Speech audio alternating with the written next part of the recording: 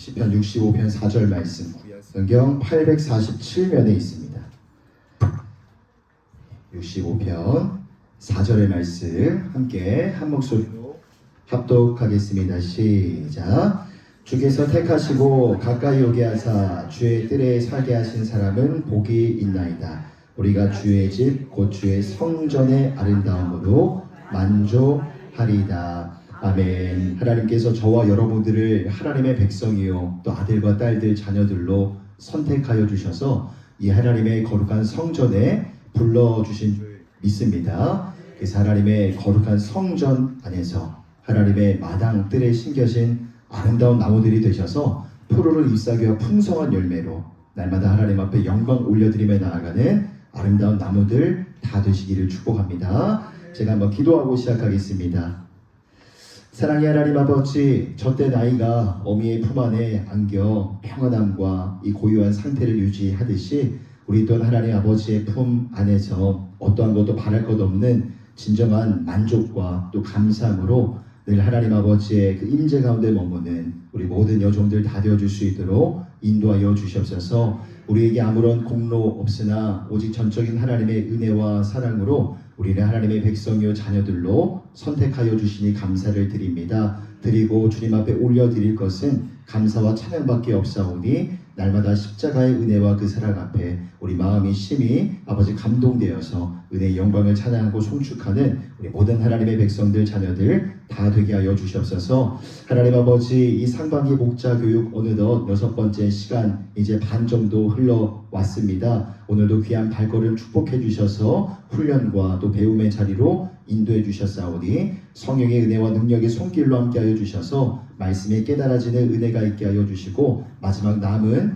또 모든 그런 6주차의 훈련 가운데에서도 동일한 은혜로 함께하여 주시옵소서. 그렇게 행하실 주님을 기대하오며 우리 주 예수님의 이름으로 기도드립니다. 아멘. 할렐루야. 오늘 6번째 강의입니다. 제가 이렇게 움직이면 마이크 꺼지고 이렇게 서 있으면 나오고 굉장히 난감합니다. 예, 움직이지 않고 최대한 그 자세에서 진행하도록 하겠습니다. 자, 오늘 6번째 강의 우리 타이틀 한번 한 목소리로 읽어보겠습니다. 시작. 한 영혼의 가치와 무게를 인식하는 소그룹 리더. 아멘. 한 영혼의 그 가치와 무게를 너무나 잘 알기 때문에 오늘도 이 훈련의 자리 가운데 귀한 여종들 오셨으리라 생각이 듭니다. 그래서 오늘 6번째 시간 함께 나눌 내용의 주제는 바로 이 한 영혼에 대한 애달픔입니다. 1번을 보시면 영혼을 향한 애달픔이 있는가? 나에게 있는가? 여러분 스스로에게 한번 던져보는 질문이시기를 바랍니다. 간혹 우리가 길을 가다 보면 전단지를 볼 때가 있습니다. 반려견을 잃어버려서 반려견을 찾는다라는 그런 전단지 포스터들을 우리가 받거나 우리 이렇게 뭐 벽에 붙어 있는 것을 심심치 않게 살펴볼 수가 있습니다. 저도 초등학교 5학년 시절이었던가요? 친구 집에 갔는데 이 마당에 있는 집이었습니다. 웬 강아지가 있는 거예요. 근데 친구가 말하기를 언제 갑자기 자기 집 문을 열고 개가 들어왔다는 겁니다. 어느 날 갑자기. 그럴 수도 있겠구나. 그래서 이제 강아지 보면서 이제 너무 귀여워서 제가 강아지 트라우마가 있습니다. 그래서 제가 어렸을 때 막 이렇게 뛰면은 강아지가 어떻게 하죠? 달려오잖아요. 근데 그게 무서워가지고 저는 막 더 달려가지고 강아지 트라우마가 있어서 지금도 신방 가서 개가 있으면 막 지금도 움찔움찔합니다. 예, 그때도 이렇게 무서워서 만지거나 막 놀지는 못했는데 갑자기 어느 날 또 이렇게 놀고 있는데 어떤 여자 아이가 들어오는 거예요. 그러니까 알고 보니까 같은 반은 아니었는데 같은 학교의 어떤 여자 학생이 잃어버린 개더라고요. 그래서 친구랑 같이 그 마당에서 놀고 있는데 그 여자아이가 막 울면서 들어와가지고 강아지를 이 개를 끌어안고 막 목 놓아 울었던 그 모습이 아직도 저의 머릿속에 생생합니다. 여러분 이처럼 이 강아지나 혹시 고양이 키우시는 분 손 들어보시겠어요? 강아지 고양이. 예, 적지 않게 계시네요. 예. 우리가 정말 사랑을 가지고 애정을 담아서 키웠던 개나 고양이를 잃어버렸다라고 가정을 했을 때 그 마음이 어떠시겠어요? 예, 너무 속상하고 빨리 그 강아지와 고양이를 찾아야겠다라는 일념 하나만 여러분들의 마음속에 일어나게 될 겁니다. 잃어버린 한 영혼을 향한 그 그리움과 애달픔이 오늘 나에게 우리에게 있는가? 오늘 이것이 우리가 함께 6번째 강의를 통해서 고민해 볼 내용입니다. 말씀 한 구절만 더 찾아보겠습니다. 마태복음 18장 12절로 14절입니다. 마태복음 18장 12절에서 14절까지의 말씀. 자, 저와 여러분들이 한 절씩 교독하겠습니다. 제가 먼저 12절 보겠습니다. 너희 생각에는 어떠하냐? 만일 어떤 사람이 양 100마리가 있는데 그 중에 하나가 길을 잃었으면 그 99마리를 산에 두고 가서 길 잃은 양을 찾지 않겠느냐?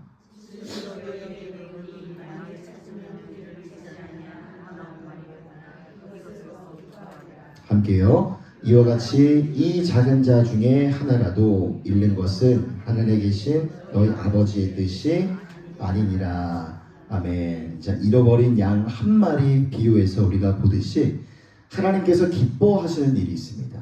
바로 잃어버린 한 영혼을 되찾는 것이죠.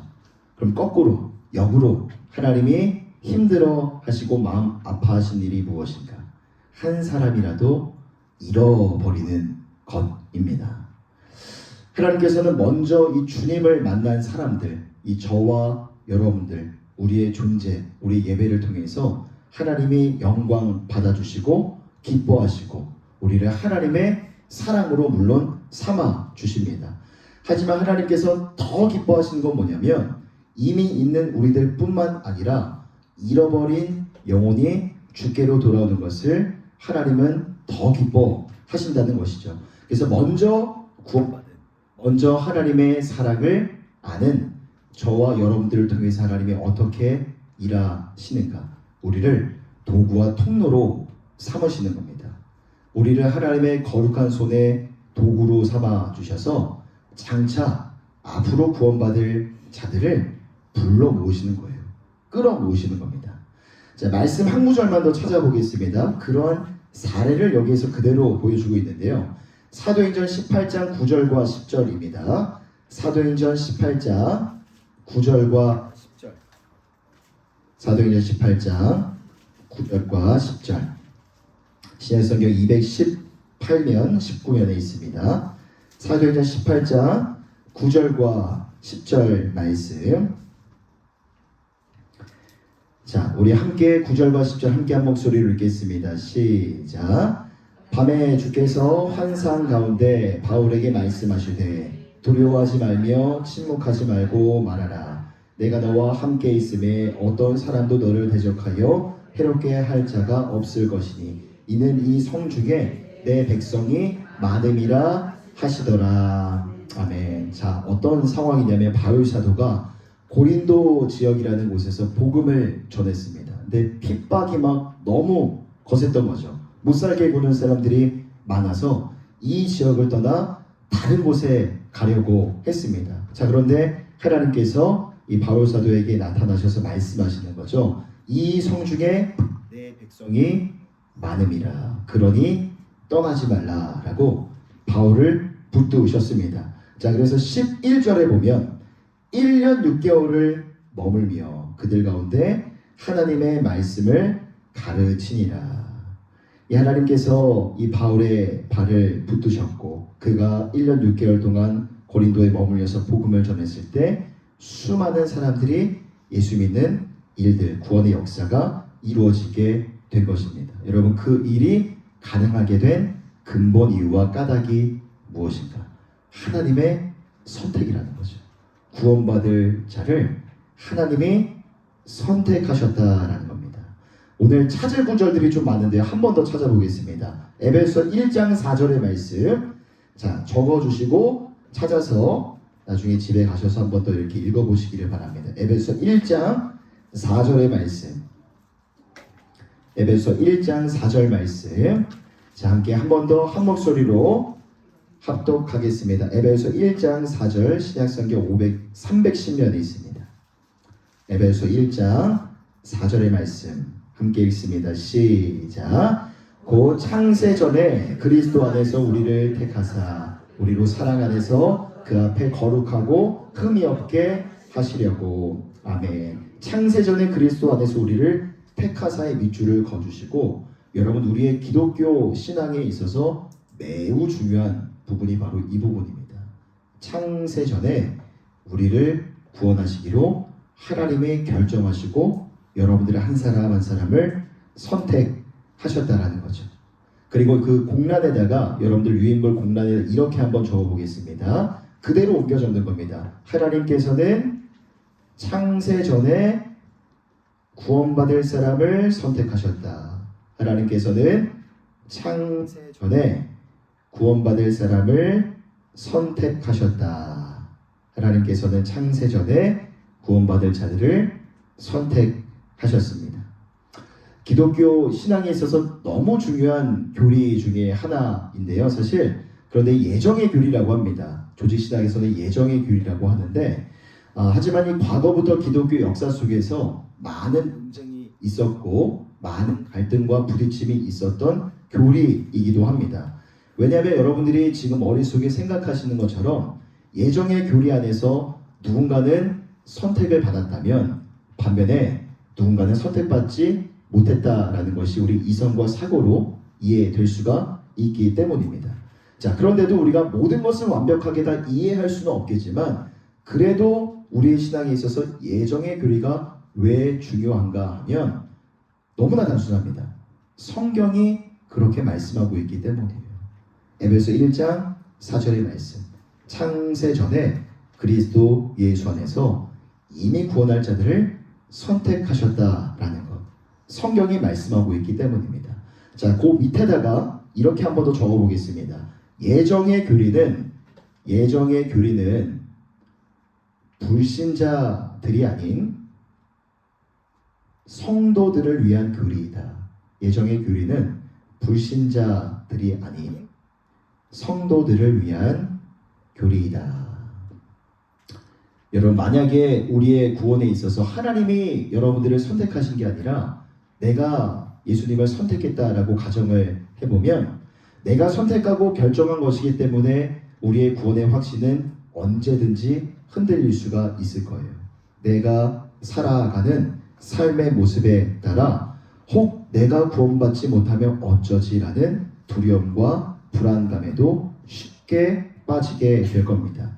하지만 하나님께서 여러분들을 구원하시기로 이미 결정하시고 선택을 하셨다라는 거죠. 하나님이 나를 선택하셨다고 하는 것은 내가 잘못했다고 해서 중간에 나를 버리시거나 나의 구원의 계획을 수정하신다라는 그런 의미가 아니기 때문에 그 하나님의 결정과 선택하심 속에서 내 구원의 확신은 흔들리지 않을 수가 있는 겁니다. 이 구원의 확신은 견고할 수가 있는 것이죠. 자, 그래서 하나님이 성도들에게 예정의 교리를 주신 이유는요, 이 단어 하나로 정의해 볼 수 있습니다. 이렇게 적어 보겠습니다. 겸손하라고 이 예정의 교리를 우리에게 주신 거예요. 만약에 나의 구원이 나의 노력이 내 구원의 대가라고 한다면 우리는 기고만장해질 수가 있겠죠. 하나님의 은혜가 아니라 나의 행위와 나의 공로가 거기에 들어가 있기 때문입니다. 하지만 구원은 전적인 하나님의 은혜예요. 우리가 무엇을 잘해서 나에게 어떤 자격이나 공로가 있어서 그 어떤 기준을 보시고 구원의 선물을 옛다 선물이다라고 주신 게 아니라 하나님의 전적인 은혜와 사랑으로 우리는 아무런 자격 없지만 구원의 선물을 받게 되었다라는 겁니다. 자, 말씀 한 구절 더 찾아보겠습니다. 에베소 1장 6절의 말씀 밑에 내려가세요. 1장 6절의 말씀 함께 한 목소리로 읽겠습니다. 시작. 이는 그가 사랑하시는 자 안에서 우리에게 거저 주시는 바 그의 은혜의 영광을 찬송하게 하려는 것이라. 아멘. 여기서 제일 중요한 표현은요, 여기라고 생각합니다. 거저 주시는 바. 조건이나 대가를 바라지 않고 그냥 주셨다라는 거죠. 구원의 선물을. 그러니 우리는 그 하나님 앞에 우리가 감당할 수 있는 것은 은혜의 영광을 찬송하는 것밖에 없다. 하나님 그거 우리에게 원하세요. 우리 어떤 행위나 우리 어떤 공로나 노력을 통해서 그 하나님의 구원의 선물에 대해서 어떤 대가를 요구하시는 게 아니라 은혜의 영광을 찬송하는 거룩한 예배자, 믿음으로 하나님 앞에 나아가는 자가 되기를 원하신다는 겁니다. 이 제가 신학교 다닐 때 이 예정의 교리 때문에 한번 심각하게 고민을 한 적이 있었습니다. 아마 여러분들 안에도 그런 고민을 하실 분들이 계실 것 같은데 이런 고민입니다. 구원할 자를 하나님이 선택을 이미 하셨다면 전도를 왜 해야 되나? 전도할 필요가 있을까? 어차피 하나님의 뜻 안에서 그 사람을 예수 믿도록 부르실 게 분명한데 굳이 우리가 전도할 필요가 있을까라는 이 고민이었어요. 자, 그런데 이 지금 설명드리는 이 그림의 도표를 이해하고 나서는 모든 의문이 다 풀렸습니다. 자, 그림을 한번 그려보려고 하는데요. 자, 동그라미를 일단 그려보시고 그 안에다가 선택이라고 적어보세요. 동그라미 그려보시고 선택, 그 다음에 화살표를 한쪽에다 딱 그려주시고 동그라미 하나 하나님. 선택은 하나님이라는 겁니다. 자, 제가 이따가 온라인 카톡에다 다 올려드리긴 할 텐데 그다음에 이해하시는 대로 한번 그려보시길 바랍니다. 선택 그려주시고 화살표하고 하나님. 자, 그 밑에다가 동그라미 하나 더 그려주시고 부르심 하시고 화살표 하시고 동그라미 하나 전도라고 적어주세요. 자, 동그라미 4개 그렸죠 지금. 자, 선택 화살표 하나님. 이게 뭐냐면 여러분 선택은 하나님의 주권이라는 거죠. 하나님의 주권. 누가 선택을 받았는지 누가 선택받지 못했는지는 우리는 알 수가 없어요. 선택은 하나님의 일. 자, 그런데 부르심 화살표 전도. 이게 뭐냐면 부르시는 것, 전도를 통해서 이미 택한 자들을 통하여 또 다른 택함 받은 자들을 하나님이 부르신다라는 겁니다. 이미 우리가 하나님께 구원받은 자들로 택함을 받은 자들이잖아요. 선택은 하나님의 주권이지만 하나님의 택함 받은 자들을 부르시는 것은 전도라는 수단을 통해서 우리를 통해서 그 일을 이루어 가신다라는 거죠. 자, 물론 어떻게 해서든 하나님이 구원하시기로 결정한 자는 반드시 하나님 품으로 돌아오게 하실 줄 믿습니다. 근데 그 거룩한 하나님의 사역 가운데 우리를 하나님의 도구와 통로로 사용하길 원하신다라는 것이죠. 그래서 여러분들이 전도를 할 때 이 예정의 교리에 입각해서 저 사람이 구원받았을까 구원받지 않았을까 이거는 궁금해하실 필요가 없습니다. 알 수가 없어요. 이 하나님의 주권이기 때문에. 그래서 우리가 전도할 때 우리의 초점은 누구가 되어서는 아니고 어떻게, how가 되어서야 되는 겁니다. 바로 우리를 통해서 잃어버린 백성들을 찾고 부르신다는 것. 나를 하나님의 도구와 통로 삼으신다는 것. 그것만 기억하시면 되는 겁니다. 그래서 누가 택함 받았는지 저도 알 수가 없죠. 다만 제 안에는 내가 하나님께 택함 받았다는 믿음과 확신이 있을 뿐입니다. 하지만 제가 믿고 있는 신학적인 신념이 하나 있습니다. 바로 이겁니다. 하나님은 기도하는 자에게 택한 자들을 붙여주신다. 여러분 적어보셔도 좋을 것 같아요. 하나님은 기도하는 자에게 하나님이 택하신 자들을 붙여주신다. 바울 사도가 그러했잖아요. 하나님은 기도하는 자에게 선택받은 자들을 붙여주신다. 여러분들의 마음에 애달픔을 갖고 눈물 흘리며 기도하는 누군가가 있을 거예요. 그 사람이 택함받은 자일 가능성이 높습니다. 바울 사도가 그런 경험을 했죠. 눈물 흘리며 기도했던 대상들이 고린도 교회 성도들이었기 때문에 때로는 그들이 핍박을 주고 자신을 억압하고 아픔과 상처를 주기도 했지만 바울 사도가 그들을 위해 눈물을 기도했던 겁니다. 왜? 그들이 하나님께 택함받은 백성들이었기 때문입니다. 여러분들의 마음속에도 애달픔을 가지고 기도하는 대상들이 있으실 거예요. 남편일 수도 있고 배우자 아내일 수도 있고 사랑하는 자녀들일 수도 있고요. 그때 여러분 마음속에 확신하시면 됩니다. 하나님께서 내게 붙여주신 택함받은 자들이구나. 하나님이 택하신 자이기 때문에 기도하는 나에게 이들을 붙여주셨구나 라고 확신을 가지시면 됩니다. 그 확신 가지고 기도할 때에 우리는 이미 구원받은 99마리의 양떼들이지만 잃어버린 한 마리의 양이 반드시 죽기로 돌아오는 영원구원의 역사가 일어나게 될 줄 믿습니다. 자, 두 번째로 가겠습니다. 2번. 하나님이 기뻐하시는 일. 자, 그 뒷부분 함께 한 목소리로 읽어보겠습니다. 시작.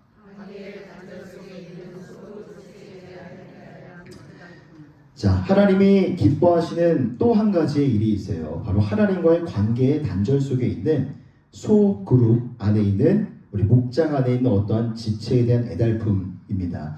자, 그림을 하나 또 그려보도록 할 텐데요.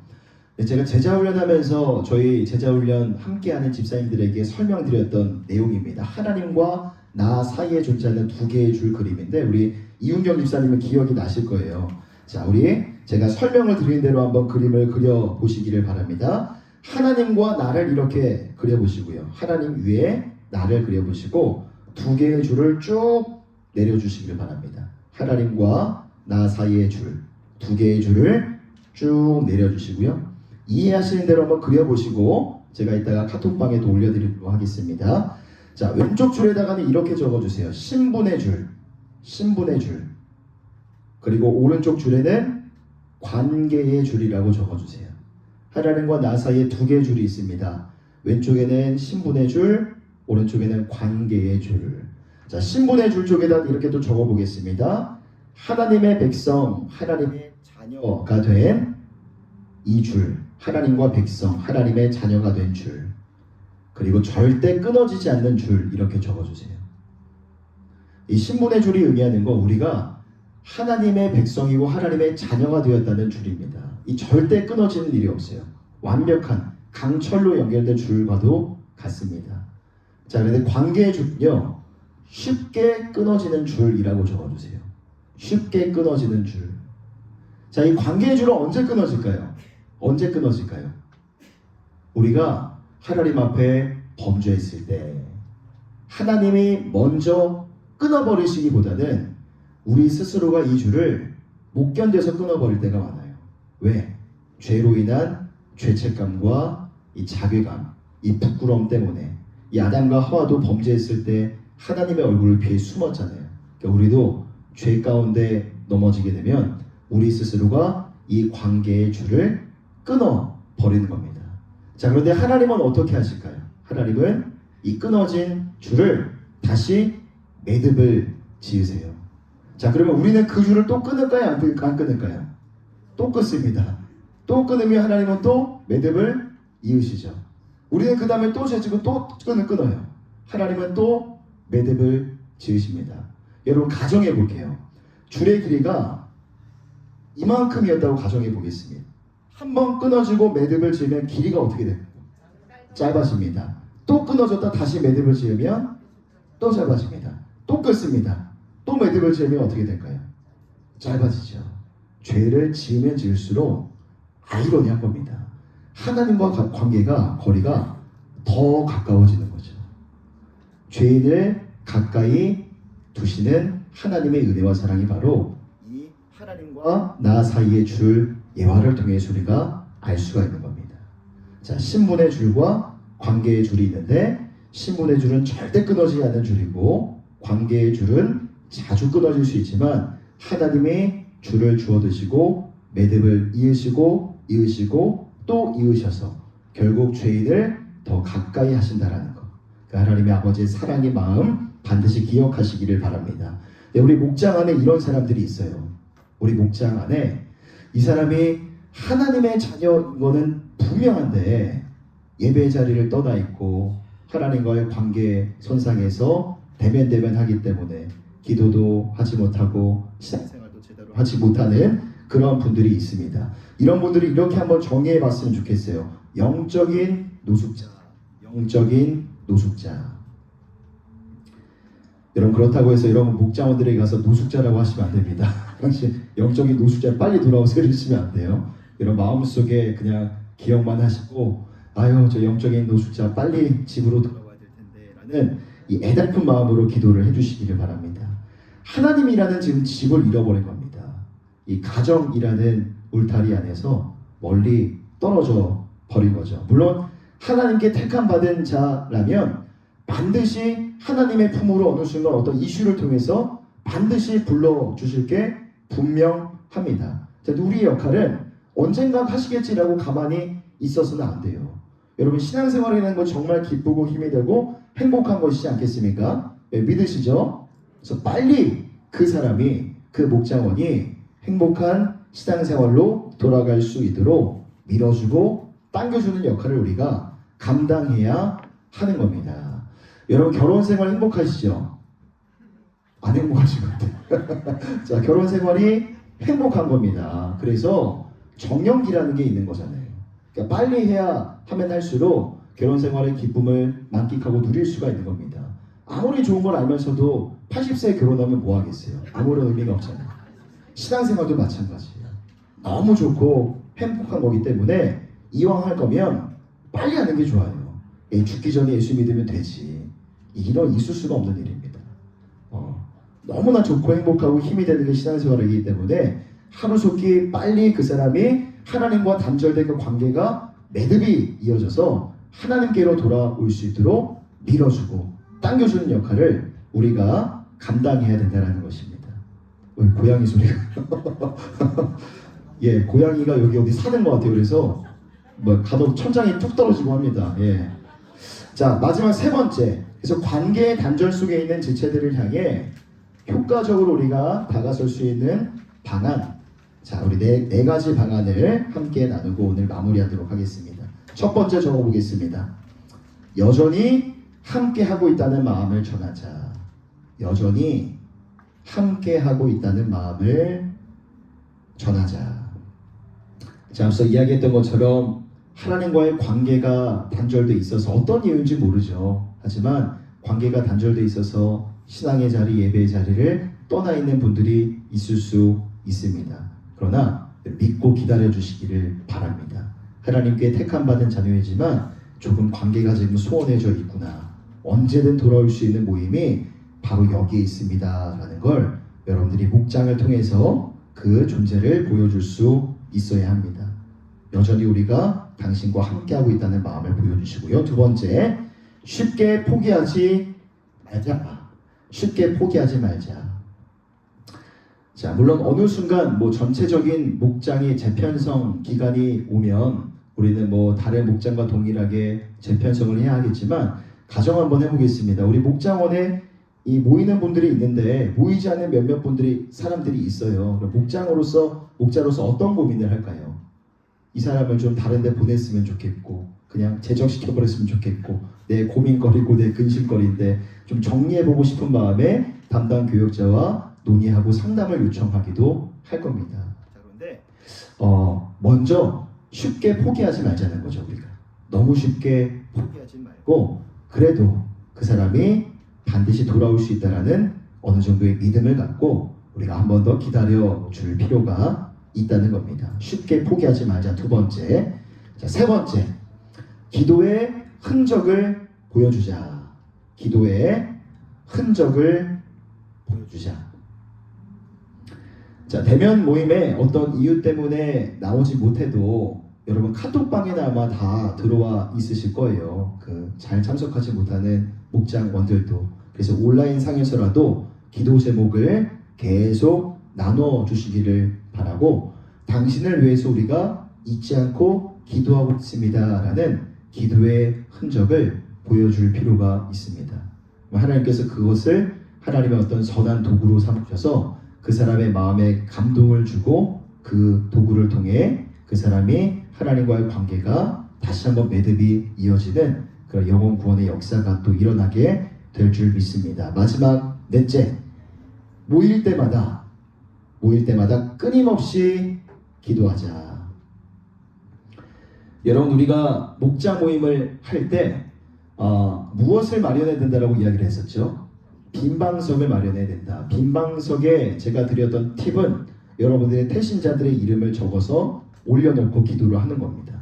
자, 태신자들, 내 마음에 품은 VIP들이 그 빈방석의 대상일 수도 있지만 장기 결석자들이 그 빈방석의 대상일 수도 있습니다. 오랫동안 나오지 못한 목장원들을 놓고도 그들의 이름을 올려놓고 간절한 마음으로 기도할 때에 반드시 하나님의 관계가 회복되어서 다시 주께로 돌아오는 은혜의 역사가 일어나게 될 줄 믿습니다. 마지막 말씀 한 구절만 더 찾아보겠습니다. 골로새서 1장 3절. 골로새서 1장 3절의 말씀.